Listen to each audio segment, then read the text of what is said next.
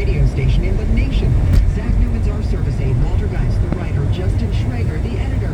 I'm Susan Richard. All news, all the time. This is 1010 Wins at 92.3 FM, New York. Good morning, 45 in clouds at 8 o'clock. I'm Glenn Shuck, and here's what's happening.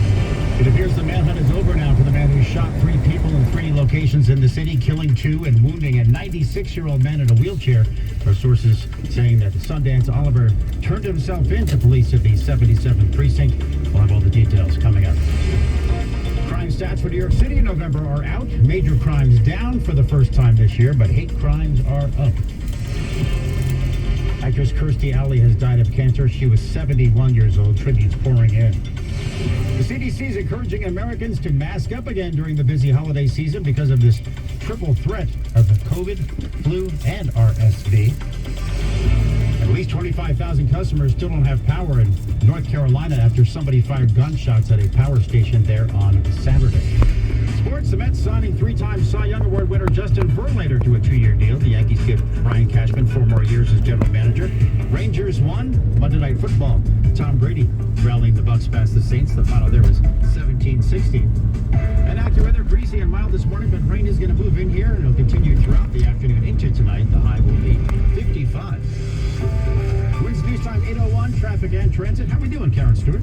We're doing pretty good on Long Island as we check what we see on Long Island's Big 3. Very good, actually. We have some moderate traffic on the Southern State westbound from exit 28 to 22. Moderate. And then we're fine to Peninsula Boulevard on the westbound side. We do have some eastbound slowdowns from Peninsula out to exit 22 for the Meadowbrook Parkway. The Northern State's perfect. The Northern State is super perfect. And the westbound LIE has delays into and through the Seaford Oyster Bay Expressway, and again into and through exit 39 for Glen Cove Road, and that's about it in Nassau County. But then you get to Queens, of course, and everything changes. 164th Street out into Woodhaven Boulevard, we're pretty jammed on the LIE there. And again now, getting from Maurice Avenue to the inbound Queens Midtown Tunnel, that's quite a delay for the Queens Midtown at this time. Inbound 59th Street Bridge, definitely worse from Northern Boulevard at the moment. Across the span, we're heavy. The inbound RFK Bridge is heavy too from back on the west leg of the BQE, which is delayed from 31st Avenue, getting up into the westbound side of the Grand Central and into the bridge. And here's what you need to know about the bridges and tunnels. 45 is the number inbound, Holland, Lincoln, GW Bridge, with alternate side parking in effect today. And we're sponsored by Cars for Kids. Traffic and transit every 10 minutes on the ones. Our next report, 8:11. I'm Karen Stewart, 1010 Wins on 92.3 FM. With car prices at an all-time high, Cars for Kids donors are now getting the highest receipts ever. Don't miss out for 2022. Donate your car today at carsforkids.org, and your car can be picked up tomorrow. 1-877 Cars for Kids. Donate your car today. Wednesday News Time 8:03. A story we've been following all night into the morning here on 1010 Wins. The manhunt is over, apparently, for Sundance Oliver. He was wanted for a series of shootings. Sources telling us he turned himself into the 77th precinct in Brooklyn this morning after shooting 3 people over a 16-hour span in 3 locations in the city. 1 on the Lower East Side and 2 in Brooklyn, killing 2 people, in fact, including a 17-year-old girl, and wounding a 96-year-old man in a wheelchair in Crown Heights. Sundance Oliver apparently had 12 prior arrests. We heard from the police commissioner, Samantha Liebman, remaining at the scene at the precinct. We'll have updates through the morning here, but again, the word we're getting is Sundance Oliver. The manhunt is over. He has turned himself into the 77th precinct in Brooklyn. And the latest round of crime stats are out for New York City. This is for the month of November. Some trends downward here, but still some cause for concern. The major crime categories dropped in November. Burglaries down 6%, grand larceny 5.5%. Shooting incidents were down for the month and year to date, but hate crimes skyrocketed, up 70%. Anti-Semitic crimes up 125%. Mayor Adams questions content. And listen, we have normalized hate. And I continue to say one of the biggest spreader of this hate is social media. He calls this a global problem. He attended a mayoral conference in Greece last week to address anti-Semitism. Juliet Papa, 1010 Wins on 92.3 FM. And some sad news we learned as well yesterday. The entertainment world now in mourning many fans, of course, the death of Kirstie Alley. Kirstie Alley passed away after just recently being diagnosed with cancer. That according to a statement from her children, True and Lily Parker. They say she was surrounded by her closest family and fought with great strength, noting that as iconic as Alley was on screen, she was an even more amazing mother and grandmother. Kirstie Alley was perhaps best known for playing Rebecca Howe on Cheers in the late 80s and early 90s. She also starred in films including the Look Who's Talking series. Kirstie Alley was 71. John Travolta was in those Look Who's Talking movies, putting out a statement saying his relationship with Kirstie Alley, one of the most special he's ever had, and Kirstie Alley passing away at the age of 71, just learning recently that she did have cancer.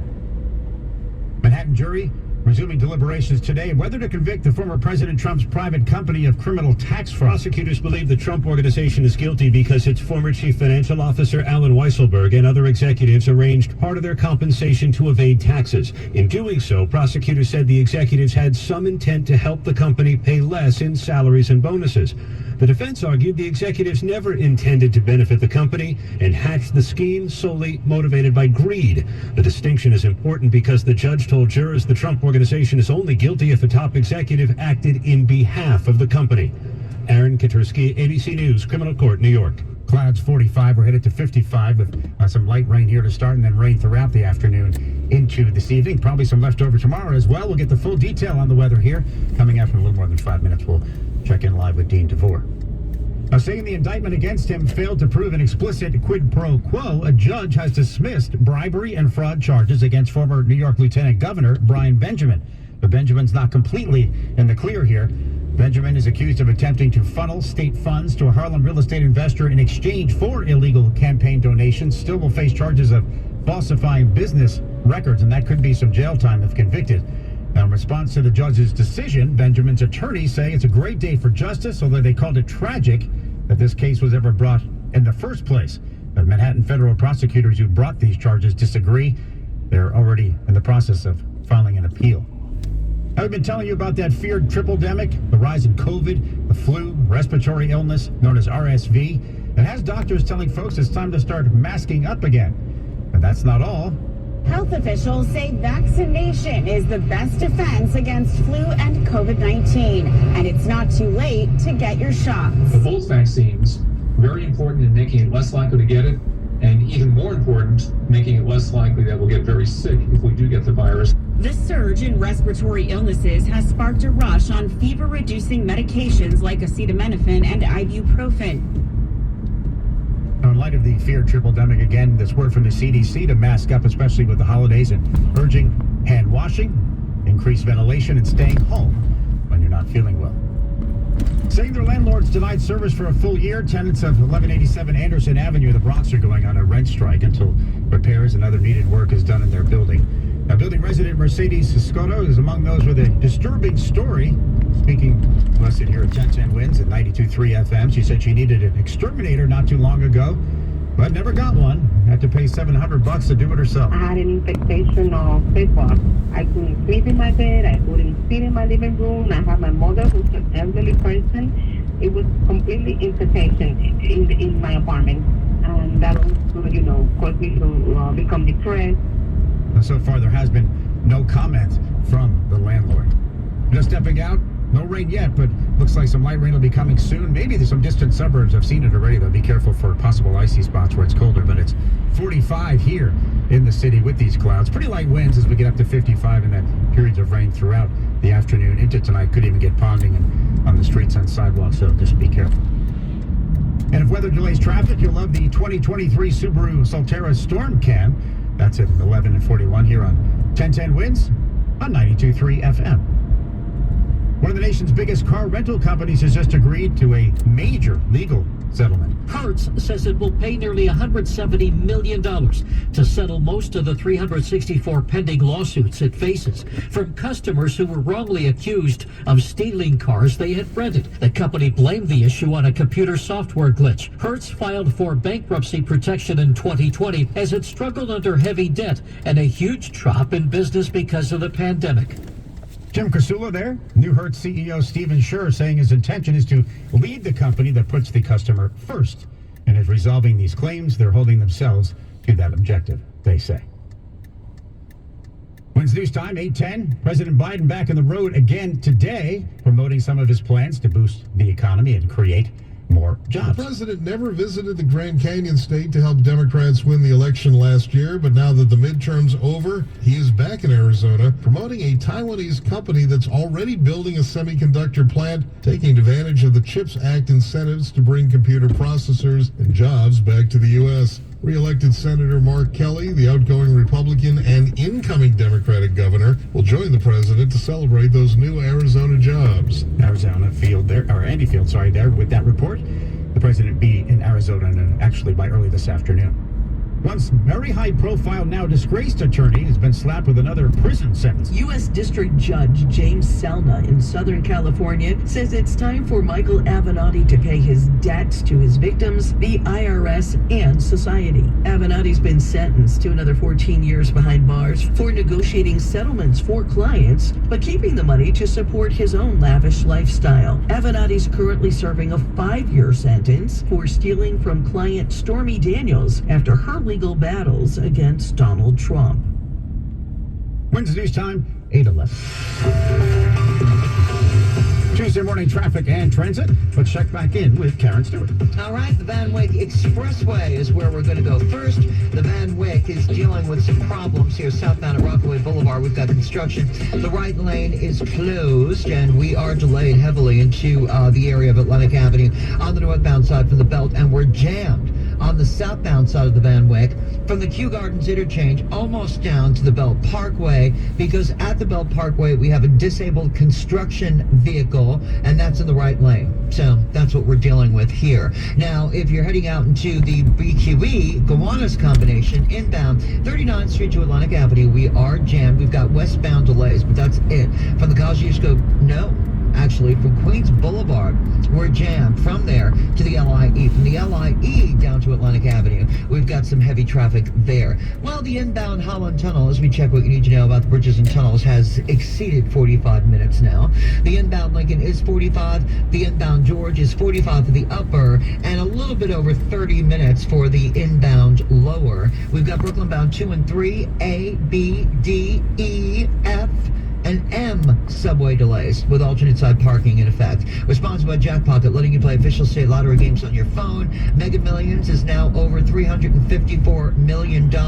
Use code RADIO for a free ticket. Must be 18 or older to play. If you have a gambling problem, call 877-8-HOPE-NY. Visit jackpocket.com/TOS for full terms of service. Also brought to you by the all-new 2023 Subaru Solterra. I'm Karen Stewart. Your next report's in less than 10 minutes on 1010 Wins 92.3 FM. AccuWeather 4-day forecast now. Meteorologist Dean DeVore back joining us live. Good morning again. Good morning, Glenn. There are pockets of rain and drizzle that have broken out in some of the inland suburbs here this morning. I'm just taking a new look at the new temperatures that are out, and I think we're past that point where we're looking at the icy spots. So I'm going to take that out of the forecast part, but already some bits of rain and drizzle in some of the areas off to our north and west. We're looking at that to spread into the city by midday, into the afternoon. We're going to get steadier periods of rain. That'll continue into tonight. The breeze is going to pick up out of the southwest eventually, and it is going to take temperatures up into the milder mid-50s today, and we're going to stay mild. May drop a few in the low 50s and then rise again overnight, all the way back up to 59 with that rain lingering tomorrow. Should be tapering off through the morning commute, maybe a couple of showers in the afternoon. Dry Thursday, some sunny breaks, high 54. Chance of some late-day rain, although it may stay dry through most of the day on Friday, but it will be chillier again, the high back to 44 degrees. Already 48 in the city with plenty of clouds. Some rain and drizzle starting to push at us from the west. We'll get up to a high of 55 on a wet afternoon on the way. I'm AccuWeather meteorologist Dean DeVore, New York's weather station, 1010 Winds on 92.3 FM. Wednesday News Time, 8:14. If you're looking for the best way to save on home heating costs, it's time to call Petro Home Services. Switch now and get $125 free heating oil or propane. Petro also has the deal you need to save even more on energy costs. Get a new heating system with $0 down and as low as $99 a month for qualified customers. Switch to Petro now to save more on heating costs and stay for the best-in-class service you'll enjoy all winter. Visit petro.com or call 1-888-PETRO02 today. Propane not available in all areas. This holiday at Metro by T-Mobile, get a free 5G tablet for the whole family. Wait, is that Luis Fonsi? All right, guys, that is the news for today, December 6th, 2022. Thank you for joining me as we attempt to record history. We'll see you on the next video.